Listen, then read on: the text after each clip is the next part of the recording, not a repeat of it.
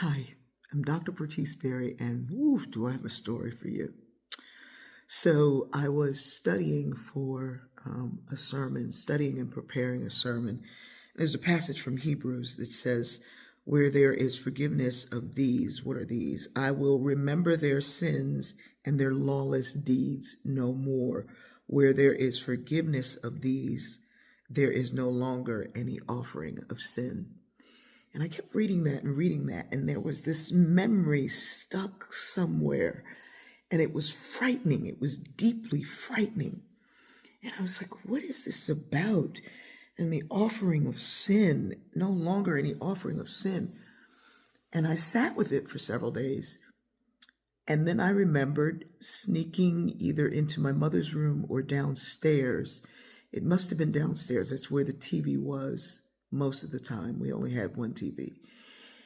And my mother and my older siblings would watch this scary stuff at night. I couldn't remember what it was. I was just a kid. And there was this terrible movie. Well, it wasn't terrible. It was horrifying movie about this man who had died, and a sin eater came. And it was a person who would eat the food around the dead person's body to eat their sins. And that was stuck somewhere in my subconscious. I was like, what? So, of course, I went on a search to find it. It wasn't a movie. It was actually an episode from the Night Gallery. Now, if you are old enough to remember the Night Gallery, then you know you probably don't watch scary movies, because the Night Gallery was the scariest thing ever. And the music was like, the music was scary. So you'd hear that music, and then I started to remember, oh my goodness, yes, you'd hear that music. And I wasn't allowed to watch it, so I want to see what they're watching. So this episode, and in fact, John from the Waltons was on it, which is why I couldn't watch the Waltons anymore. Anyway, so this wealthy man had died, and only wealthy people could afford a sin eater, and it was in medieval time in Wales during medieval times. Anyway, see, I'm stuttering because it was so scary. Anyway, the it's a time of famine, and they can't find a sin eater. Well, there's one in this village way away who's one of the best sin eaters or whatever. He knows the incantation to take away the sins and the blah blah blah.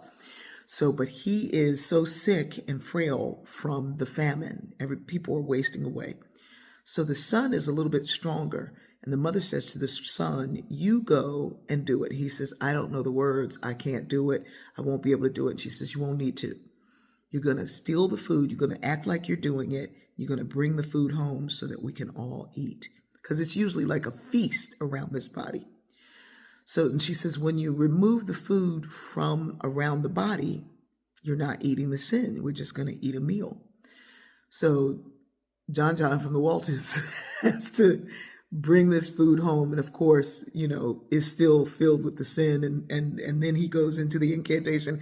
Anyway, the thing scared me to death. I did not remember that. But then I remembered that it was after that I was in school crying for no apparent reason, and my teacher took me out, and he kept asking me what's wrong, and I didn't know, and I couldn't say, and I just had this terrible, terrible fear that I was, something was going to happen to me. And so he asked who was my friend, and I said Barbara Dorsey, and Barbara Dorsey didn't talk to nobody, and neither did I.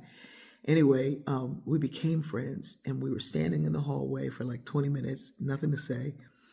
And finally, is that toothpaste? Sin. Ooh, no. Anyway, Barbara invites me to church, and I start going to church with her. I'm the only one in my family going to church, and I'm there not out of love for God, but out of fear of sin. It would be years before I found that love for God and not fear of sin and damnation and all those horrifying things. But finding that memory was such a gift and so very powerful.